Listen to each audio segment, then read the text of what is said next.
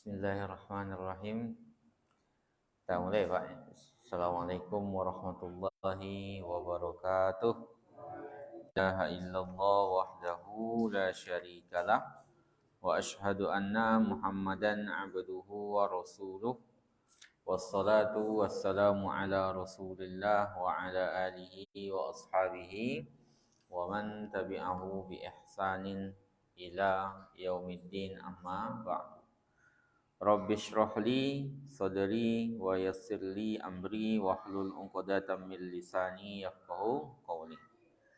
Alhamdulillahirabbil alamin. Bapak Ibu sekalian, jamaah salat maghrib Masjid Al-Ikhlas yang dirahmati Allah Subhanahu wa taala, di tanggal 24 Sya'ban. Ya, kita diberikan kemudahan oleh Allah Subhanahu wa taala. Cuacanya mungkin panas ya, agak gerah. Mudah-mudahan kita diberikan keistiqomahan insyaallah oleh Allah Subhanahu wa taala untuk bermajelis ilmu ya Pak ya, dan berjamaah di masjid. Kemudian disampaikan nanti di bulan Ramadan insyaallah. Kemudian salawat dan salam pada Rasulullah sallallahu alaihi wasallam, pada keluarganya, para sahabatnya, dan para pengikutnya sampai akhir kelak. Di malam hari ini Pak, kita masih membahas sedikit, mengingatkan lagi pembahasan mengenai seputar Ramadan. Kita mengambil pembahasan tentang adabus syam, ya, adab yang perlu kita perhatikan seputar puasa.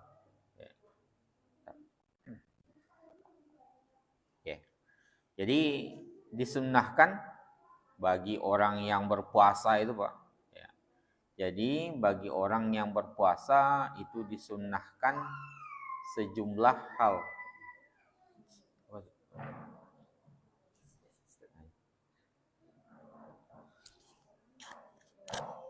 Oke, jadi disunnahkan sejumlah hal bagi kita, bagi orang yang sedang berpuasa.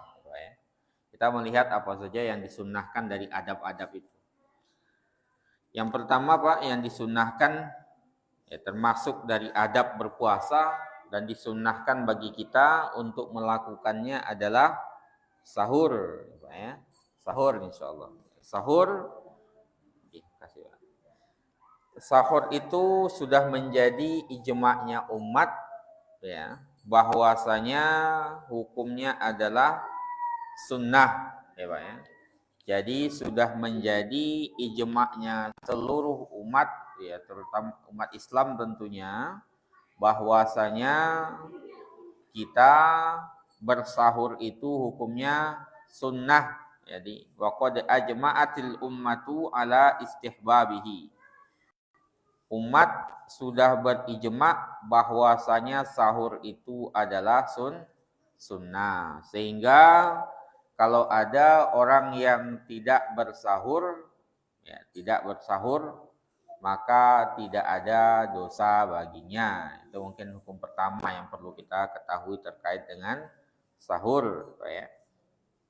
Jadi umat bersepakat hukumnya sunnah.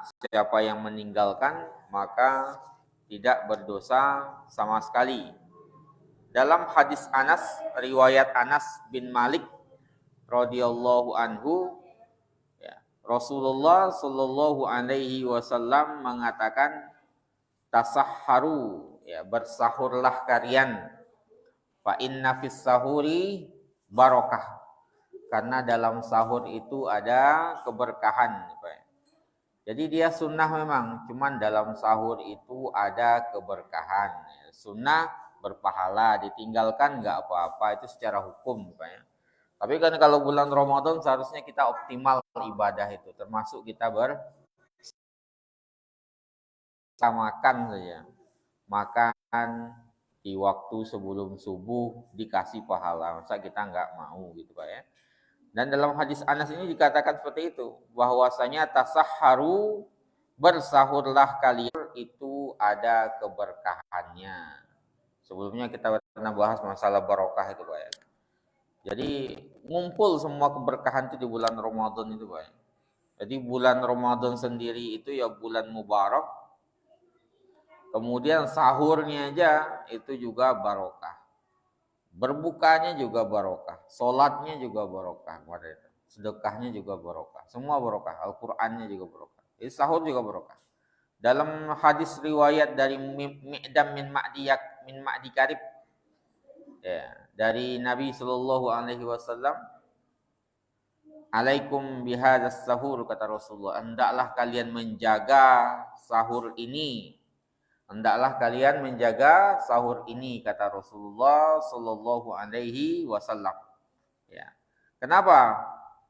Fa innahu al-ghidha'ul mubarak, karena dia adalah makanan yang diberkahi. Jadi sahur itu makanan yang diberkahi, Pak.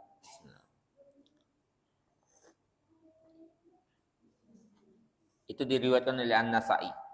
Kenapa dikatakan barokah, Pak? Di sini dijelaskan sababul barokah itu apa? An yuqawwiyas sha'ima wa yunshituhu. Karena dia akan menguatkan orang yang berpuasa dan membuatnya bersemangat menjalani hari itu. Jadi jangan sampai kita puasa itu dari pagi sampai maghrib itu malas-malasan, Pak ya. Atau berpuasa tapi nggak produktif sama sekali. Itu bukan tujuan puasa sebenarnya. Itu salah satunya bisa jadi kita nggak makan sahur itu, Pak ya, nggak sahur.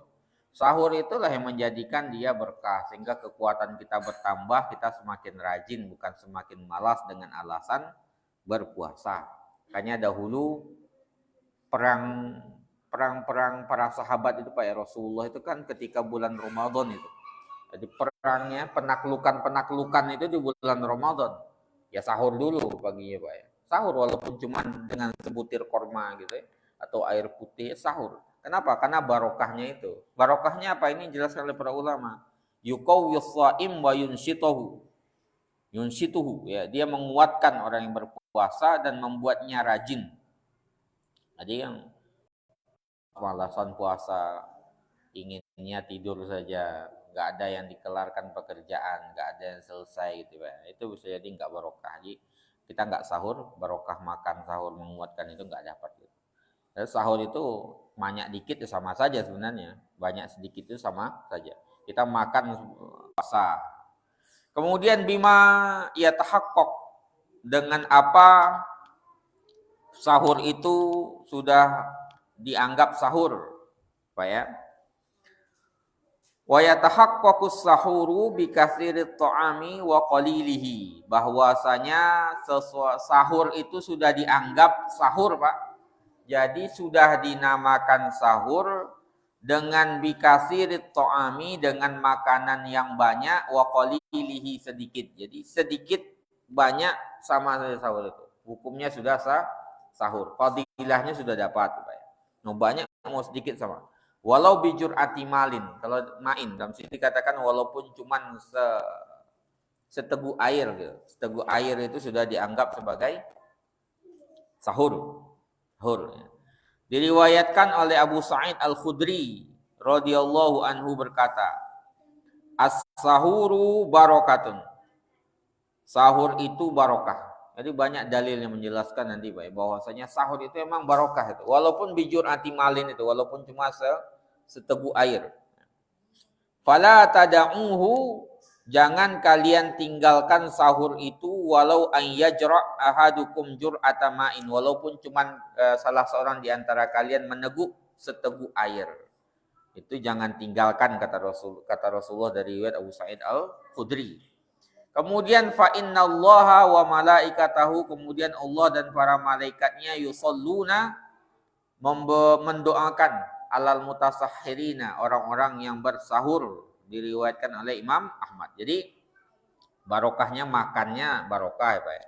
Kemudian ditambah dengan doanya, Allah mendoakan bagi kita, memberikan rahmatnya bagi kita, kemudian didoakan oleh para malaikat. Berdasarkan riwayat Abu Sa'id Al-Khudri itu begitu dijelaskan. Ya, Rasulullah menjelaskan as-sahuru barokah.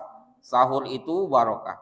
Fala tada'uhu, jangan kalian tinggalkan, walau an yajra'a ahadukum walaupun salah seorang di antara kalian cuman meminum seteguk air. Fa innallaha wa malaikatahu, karena Allah dan Rasulnya dan para malaikatnya yusalluna, mendoakan alal mutasahhirin, orang-orang yang berdoakan oleh Allah dan para malaikat. Itu lebih hebat lagi ya Pak. Malaikat pernah kita sampaikan turun dengan sakinah ya Pak, kepada diri kita dan rahmat dari Allah Subhanahu wa taala. Kemudian waktuhu. Kapan waktu sahur Pak berlakunya? Jadi waktu sahur itu min muntasafil laili. Mulai dari pertengahan malam. Jadi bukan ba'da isya ya Pak, Bu ya. Jadi kalau ada yang sahur ba'da isya itu bukan sahur namanya. Makan malam ya Pak. Cuman sunnahnya itu adalah mengakhirkan sahur. Ya, sahurnya diakhirkan. Ya, jangan sahurnya didahulukan Pak ya. Jadi ya usahakan sahur itu diakhirkan, sunnahnya begitu. Jadi kita walaupun boleh makan jam 1 itu sahur, ya, kalau kita bisa terakhir ya terakhirkan. Ya, jangan habis tarawih langsung sahur, itu bukan sahur namanya Pak ya. Apa namanya tadi? Makan malam. Ngulang makan lagi.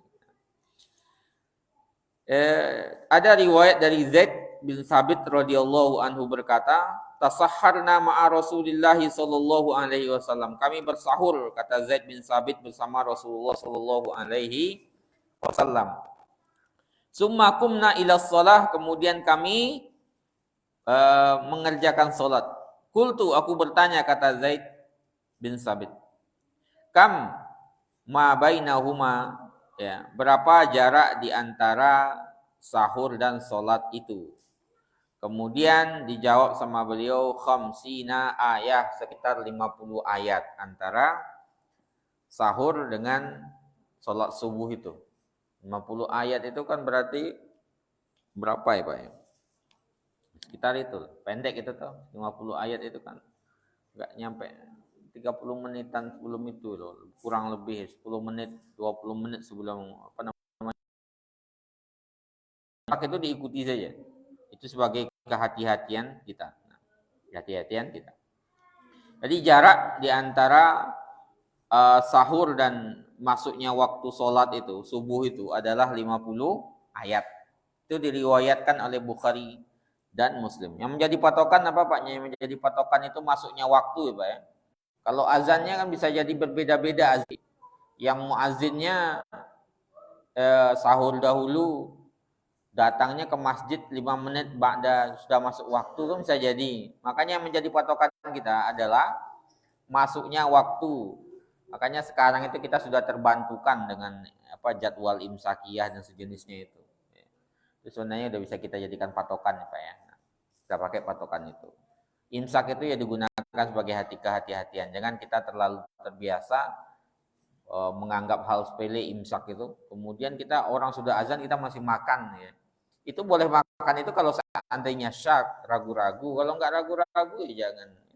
Apalagi sekarang kita bisa melihat waktu, kepastian waktu itu dengan perhitungan jadwal imsaki atau hisab itu. Sudah selesai sebenarnya masalah itu. Gitu ya. Jadi kita bersahur seperti itu. Ditakhirkan, cuman jangan, perlu diperhatikan masalah imsak itu dan jangan sampai pas azan kita masih makan. Karena kita bisa mengatur waktu dengan baik sebenarnya. Apalagi disengaja menunda-nunda sampai azan sudah masuk. Karena azan berarti sudah masuk waktu. Berarti waktu menahan sudah harus kita lakukan. Ada riwayat dari Amr bin Maimun berkata, karena ashabu Muhammadin sallallahu alaihi wasallam, dahulu para sahabat Nabi sallallahu alaihi wasallam, ajalan nas iftaran. Para sahabat Nabi itu paling segera berbukanya Pak. Jadi berbuka masuk waktu berbuka. Ya, masuk waktu berbuka, jangan belum masuk waktu berbuka, jangan. Masuk waktu dahulu baru berbuka. Ya, sebagian tempat itu ya ada juga kalau di kampung-kampung itu Pak ya. Musayal terutama misalnya. Kadang-kadang misalnya waktunya waktu maghrib jam setengah 7 ya. 18.30. Nanti berbukanya 18.25 biar azannya tepat waktu. waktu, bisa makan dulu. Nah itu nggak cocok ya. Itu namanya mendahului waktu. Tetap harus pada waktunya ya. Sahur berbuka masuknya waktu maghrib. Jadi patokannya waktu maghrib itu. Nah, patokannya waktu maghrib. Mana bisa jadi kalau seandainya patokannya azan ya azan bisa jadi telat. Gitu. Walaupun azan itu rata-rata memang tepat waktu. Cuman kan beberapa tempat kadang-kadang azan itu terlambat ya Pak ya. Makanya menjadi patokan kita itu adalah waktunya. Karena azan itu bisa berbeda-beda. Waktunya itu. Waktu pakai yang mutakhir ya Pak ya. Mutakhir itu artinya yang jadwal imsakiyah itu. Itu kan termutakhirkan itu pas bulan Ramadan itu. Kalau kita pakai yang lama biasanya kadang-kadang berbeda dengan yang termutakhirkan. Jadi kita pakai yang itu. Makanya berbeda-bedanya waktu itu juga menjadi perhatian kita untuk memperhatikan masalah imsak itu. Masalah imsak. Nah bisa jadi ketika kita sudah makan belum azan orang sudah masuk waktu sebenarnya. Kita bukan berada di negeri yang enggak ada hitungan waktu, kita masih ada imsakiyah sekarang itu. Itu sangat membantu kita. Maka perhatikan itu. Perhatikan itu. Jangan terbiasa untuk azan baru berbuka. Baru bersahur ya. Nah, jangan dibiasakan. Jadi kata riwayat dari Amr bin Maimun, dahulu para sahabat Nabi SAW itu adalah a'jalan nasi iftaran, paling bersegera berbukanya, wa abta'uhum sahuran, dan paling mengakhirkan sahurnya, ya, dengan riwayat Baihaqi dengan sanad yang sahih. Dari Abu Dzar Al-Ghifari radhiyallahu anhu secara marfu' dikatakan, la tazalu ummati bi khairin, umatku ini akan selalu berada di dalam kebaikan, ma'ajjalu al-fitr, selama mereka menyegerakan berbuka, wa akharus sahur, dan mengakhirkan sahur. Itu masalah waktunya. Jadi waktunya terbentang untuk sahur itu Pak Ibu ya. Setelah tengah malam sampai terbitnya fajar. Cuman perlu diperhatikan masalah imsak itu tadi ya, imsak di tengah kita ini. Ya, karena sebagian orang itu kadang-kadang menganggap remeh imsak itu. Kemudian pas azan baru makan itu sengaja itu. Sengaja itu merusak kehormatan puasa itu sendiri nanti. Ya. Karena waktu fajar itu kan waktu udah menahan itu.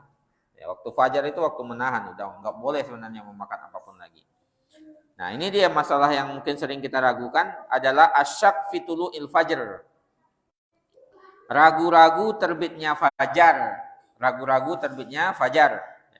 Kita nggak punya jadwal imsakiyah. Kita berada di tengah hutan sendirian ya Pak ya. Kita nggak bisa menebak itu fajar sudah terbit atau belum. Nah, itu boleh itu nanti. Ya kalau seandainya kita belum yakin masuknya waktu, kita boleh tetap bersahur. Tapi kalau sudah yakin, jelas kita sudah tahu imsakiyah begitu, kemudian sengaja kita tunda di akhir, masuk waktu baru makan, nah itu malah membatalkan nanti. Karena dianggap bermain-main dengan kehormatan waktu berpuasa itu sendiri. Jadi walau syakka fitulu il fajar, kalau seandainya seseorang itu ragu-ragu terbitnya fajar, ragu-ragu karena terbitnya fajar itu ya bisa jadi karena nggak tahu masuknya waktu, nggak tahu imsakiyah itu, ya. Maka falahu an yakul, maka dia bisa makan, wa yashrab, bisa minum, hatta yastaikin tulu'uhu, sampai dia yakin terbitnya fajar. Itu dalam kondisi ragu-ragu Pak. Tadi udah kita bilang ya, bahwasanya kalau kita tuh nggak mungkin ragu-ragu lagi. Karena kita sudah terbantukan oleh banyak hal, termasuk oleh jadwal itu. Jadwal imsakiyah. Nah, kalau orang-orang yang jauh dari peradaban misalnya itu mungkin ragu-ragu ini udah terbit, udah azan apa belum sih gitu. Udah masuk waktu apa belum? Nah, karena mereka melihat dengan mata telanjang nanti, dengan mata sendiri, melihat ke langit itu udah terbit fajar apa belum. Kalau kayak sekarang itu dengan yakin kita bisa mengetahui masuknya waktu. Tapi kalau seandainya kondisi seperti itu silakan makan Pak. Silakan makan dan minum sampai benar-benar yakin terbitnya fajar. Wala ya'mal bisyak, ya, dan dia tidak boleh beramal dengan keraguan. Sebab kenapa? Karena Allah Subhanahu wa taala menjadikan ujung bolehnya makan dan minum itu adalah tabayyun. Tabayyun itu artinya jelas terbitnya fajar. Jelas terbitnya fajar dengan apa? Dengan azan kalau tepat waktu, kalau enggak berdasarkan hitungan waktu itu.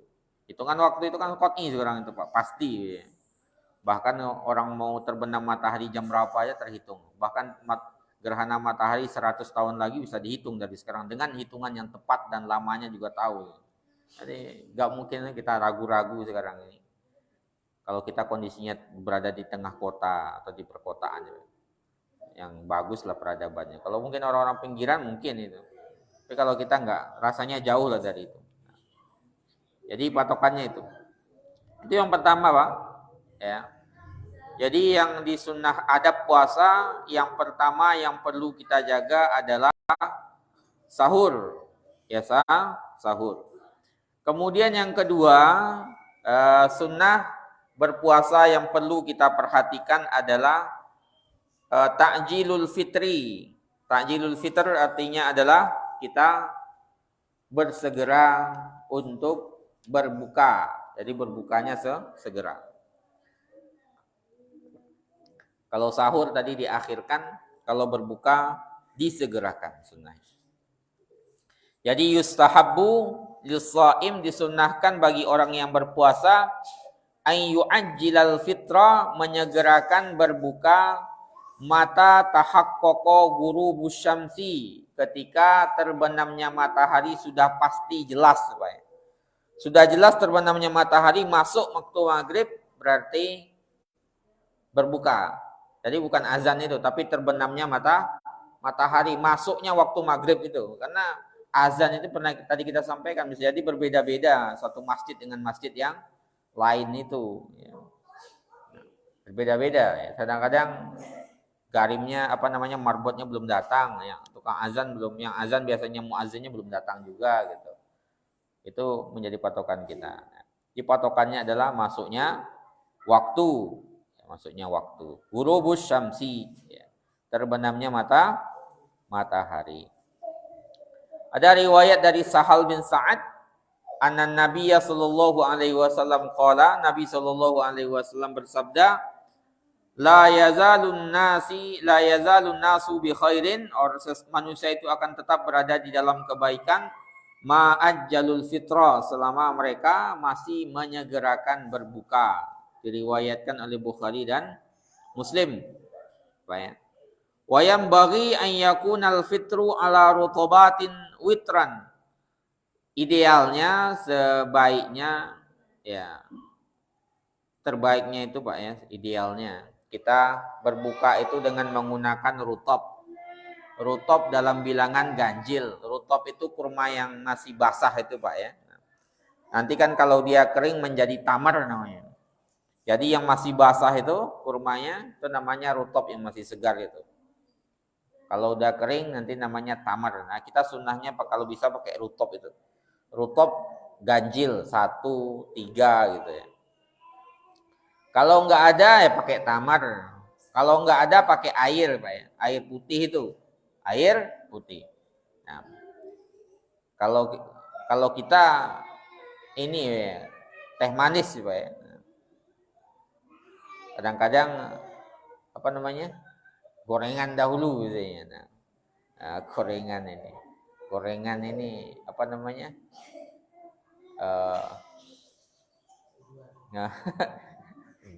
adat Indonesia gitu, Pak ya.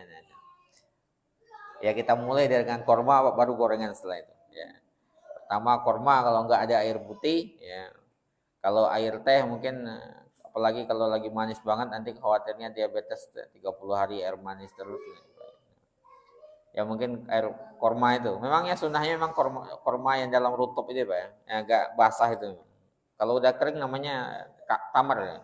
Rutup yang basah, yang paling enaknya itu, bentuk paling enak itu sebenarnya rutup itu. Kalau ada itu 1, 3 yang ganjil lah. Kalau nggak ada tamar dalam beberapa riwayat, kalau enggak langsung air. Tapi airnya apa? Ya, air putih itu. Air putih, seger ya, Pak ya. Nah, boleh enggak dengan teh? Boleh saja sebenarnya. Jadi gabung keduanya aja, Pak ya. Boleh enggak dengan gorengan juga? Boleh aja. Kita kan gorengan ya biasanya.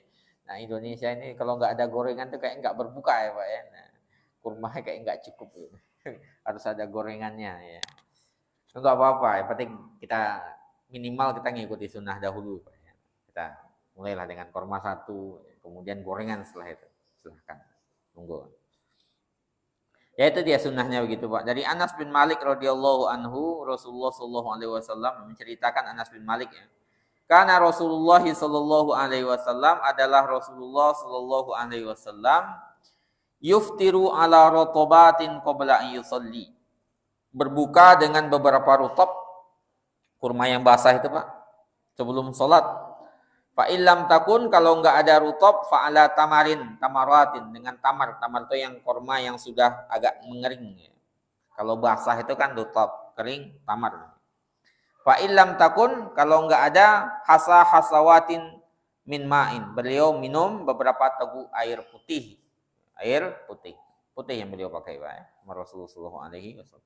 Jadi rutab, kalau dalam riwayat Anas itu berarti rutab kurma basah, kalau enggak ada kurma basah, kurma kering. Biasanya di masjid-masjid itu yang kering itu biasanya Pak. Jarang rutab. Rutubnya agak mahal biasanya kadang-kadang. Rutub itu agak mahal memang. Tapi enak rasanya, agak basah. Mungkin kalau ada yang punya itu bisa dibawa ke masjid itu Pak. Itu luar biasa itu. Rutab, kemudian tamar yang enggak kering, kurma kering. Kalau enggak ada yang Rasulullah lakukan itu beberapa teguk air putih. Itu diriwayatkan oleh Abu Dawud dan Al-Hakim dan disahihkannya, Tirmizi juga dihasankannya Pak.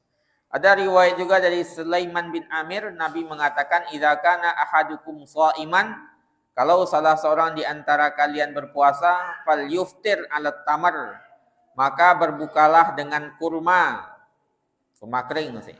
Fa illam yajid at-tamar, kalau enggak ada tamar, fa 'alal ma', maka menggunakan air putih. Fa innal ma' tahur, karena ma' itu suci dan mensucikan. Diriwayatkan Ahmad, Tirmizi dan berkata hasan sahih. Hadis ini menunjukkan ya Pak ya, bahwasanya disunnahkan berbuka sebelum sholat maghrib dengan cara seperti ini Pak ya. Nah, jadi idealnya begitu yang kita lakukan. Kita tamar rutab, kemudian tamar, kalau nggak ada tamar ya pakai beberapa teguk air. Fa'idha sholla, kalau seandainya dia sudah sholat, maka dia bisa memakan makanan yang berat itu. Itu yang ideal pertama yang dilakukan Pak. Cuman kalau Syekh Sabik di sini mengatakan kecuali makanannya sudah benar-benar makanan besar itu sudah terhidang, maka kalau memang butuh sebelum maghrib ya sebelum maghrib, nggak ada masalah juga bagi beliau Pak ya. Jadi misalnya kita mulai dahulu dengan seperti itu, kemudian makan sudah terhidang misalnya dalam acara tertentu, ya kita makan dulu nggak apa-apa. Cuman nanti berat memang kadang-kadang Pak. Kadang-kadang kalau udah makan berat itu biasanya perutnya sholatnya agak ini Pak. Apalagi kalau makannya agak berlebih itu. Itu tarawihnya biasanya padahal sudah full semua itu biasanya lama juga rasanya. Karena berat di sini. Jadi sedikit dulu aja, sedikit dahulu, nanti ba'dal isya atau ba'dal maghrib makan. Ba'dal maghrib pun sebelum isya ya jangan banyak-banyak, sedikit dulu aja. Itu yang bisa kita lakukan Pak. Jadi idealnya itu yang kita lakukan. Yang kedua itu Pak. Yang ketiga, ad-du'a indal fitri wa asna isyam. Berdoa ketika berbuka dan ketika berpuasa. Pak ya. Salah satu yang dimiliki oleh orang yang berpuasa itu Pak, doa mustajab ya. Jadi kalau kita misalnya sebagian masjid atau mungkin di masjid kita ini juga di Al-Ikhlas itu kalau misalnya ada ya menjelang berbuka ada kajian ya minimal 5 menit atau 10 menit sebelum berbuka itu udah dituntaskan dahulu ya, berdoa masing-masing itu waktu mustajab itu ya. 15 menit, 10 menit sebelum berbuka itu waktu mustajab untuk kita meminta kepada Allah Subhanahu wa taala. Dalam hadis dikatakan ya, riwayat Abdullah bin Amr bin As, anna Nabiyya sallallahu alaihi wasallam, bahwasanya Nabi sallallahu alaihi wasallam qala berkata, inna lis-shaimi, sesungguhnya bagi orang yang berpuasa, inda fitrihi, ketika dia berbuka, da'watun la turaddu, doa yang tidak tertolak sebelum kita berbuka itu. 10 menit, 15 menit sebelum berbuka, kalau ada kajian jadi berhentikan dulu 10 menit lah. Ditutup dulu Pak ya, persiapan juga. Persiapan membagikan iftar mungkin ya. Karena kalau seandainya biasanya kalau udah masuk iftar itu orang juga nggak konsentrasi dengarkan kajian lagi Pak ya. Konsentrasinya makanan yang dihidangkan lagi ketika itu. Itu biasanya begitu, maka mendingan memang 10 menit sebelum berbuka itu bagikan makanan. Ya sudah, kemudian kajiannya sudah ditutup, berdoa masing-masing biar panitianya juga eh, konsentrasi untuk membagikan itu. Itu terbaiknya begitu.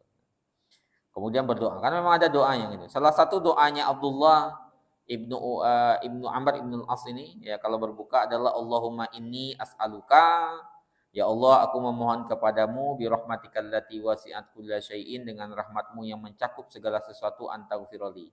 Ini doa yang beliau baca. Jadi salah satu doanya, ini doa dari beliau ya Pak. Kalau Abdullah ibnu Umar doanya mirip juga, Allahumma firli itu.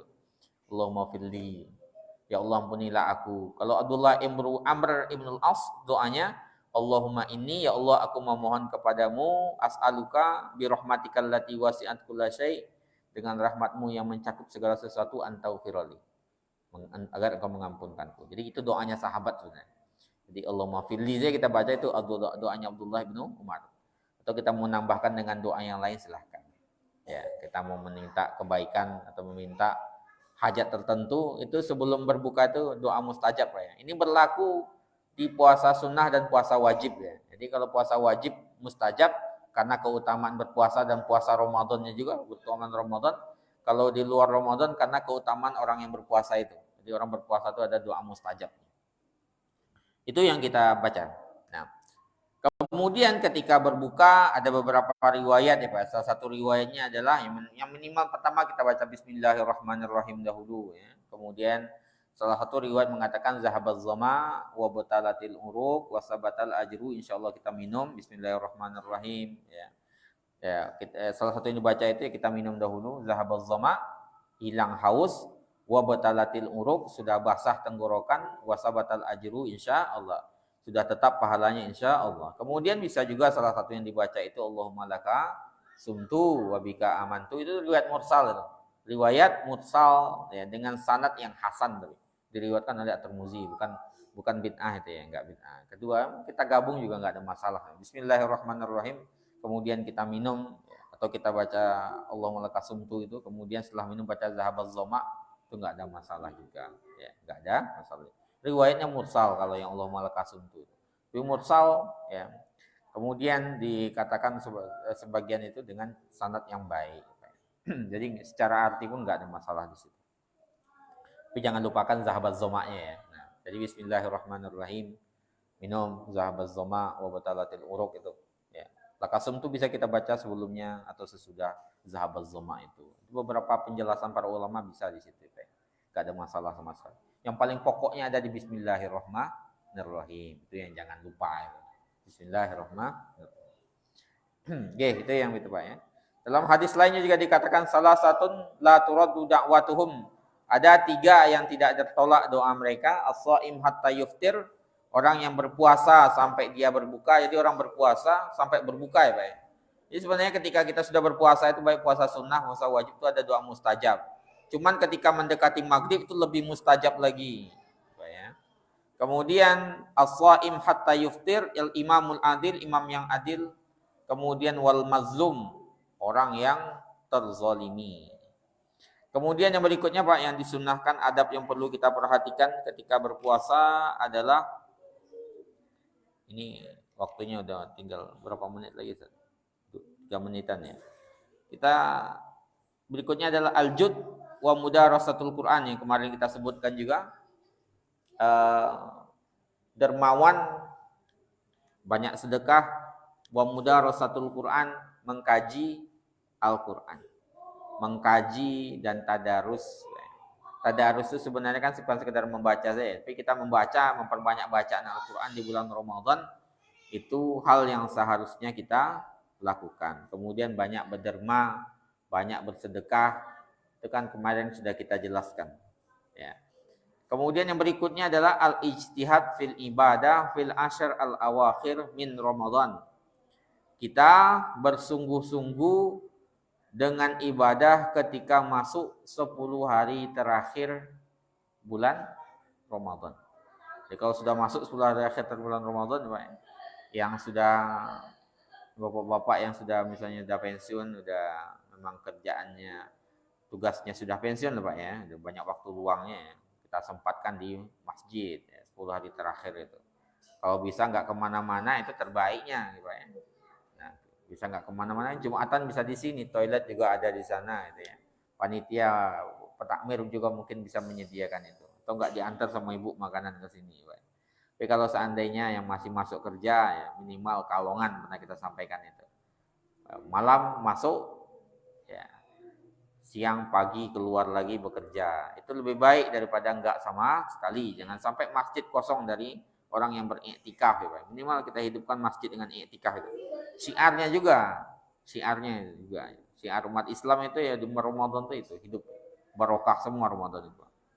Dalam riwayat yang diriwayatkan oleh Aisyah radhiyallahu anha, Nabi sallallahu alaihi wasallam mengatakan, "Kana idza dakhala al-ashr al-awakhir." Kalau sudah masuk 10 hari terakhir Ramadan, maka Rasulullah ahyal laila, menghidupkan malam, wa aiqadha ahlahu, beliau bangunkan keluarganya, wa syaddal mi'zar. Ya, syaddal mi'zar itu mengencangkan ikat pinggangnya, ya. Kemudian dalam riwayat Muslim dikatakan, kana yajtahid fil ashr al awakhir, beliau bersungguh-sungguh di 10 hari terakhir, mala yajtahid fi wairihi, yang tidak beliau lakukan di 10 hari terakhir lainnya. Jadi benar-benar bersungguh-sungguh. Kemudian yang terakhir, ya. Kemudian terakhir adalah siwak. Siwak itu termasuk sikat gigi di situ. Ada perbedaan di antara mazhab sebenarnya, Pak, ya. Tapi pendapat jumhur para ulama itu menjelaskan, ya, tidak ada masalah kita menggosok gigi baik di awal siang, di tengah siang maupun di akhir siang, asalkan nggak lewat ininya dari tenggorokan kita itu. Kalau dalam mazhab Syafi'i itu sampai waktu duha, cuman nggak ada penjelasan dalilnya, nggak ada secara khusus di situ. Ya, dalil secara khususnya nggak ada, mungkin untuk kehati-hatian saja. Tapi para jumhur ulama itu mengatakan secara umum itu kita bisa bersiwak kapan saja, baik di awal siang maupun di tengah siang maupun di akhir siang, asalkan kita bisa memastikan nggak lewat dari tenggorokan ini. Kalau lewat tenggorokan nanti bisa membatalkan puasa. Dalam hadis itu dikatakan, riwayat At-Tirmidzi, ya. Ini At-Tirmidzi menceritakan, ya, bahwasanya walam yaro asy-Syafi'i bis-siwak, ini secara khusus mazhab Imam Syafi'i sendiri itu tidak berpandangan tidak masalah bersiwak, gosok gigi itu, baik di awal siang maupun di akhir siang. Ya, kemudian Nabi sallallahu alaihi wasallam, wa kana Nabi sallallahu alaihi wasallam yatasawwak wa huwa shaim. Beliau bersiwak dan dalam kondisi berpuasa. Sebelumnya pernah kita bahas di situ. Nabi dalam kondisi berpuasa tetap bersiwak, bersiwak, menjaga kesehatan mulut, ya. Walaupun nanti mulut itu tetap berbau sebenarnya. Kita mau gosok gigi kayak apapun itu mulutnya bau, Pak, ya. Kenapa? Ya karena di dalam perut kita kan kosong, ya, Pak. Jadi menjaga kesehatan mulutnya sebenarnya babnya di situ. Biar mulutnya kesehatannya terjaga. Ya, itu yang kita bahas, Pak, di maghrib hari ini, ya, malam ini. Insyaallah minggu pas Ramadan kita lanjutkan lagi, kita balik lagi ke pembahasan kita yang sebelumnya, masih terkait dengan bab salat, insyaallah. Kita tutup dengan doa kafaratul majlis. Subhanakallahumma wa bihamdika asyhadu an la ilaha illa anta astaghfiruka wa atubu ilaik. Assalamualaikum warahmatullahi wabarakatuh.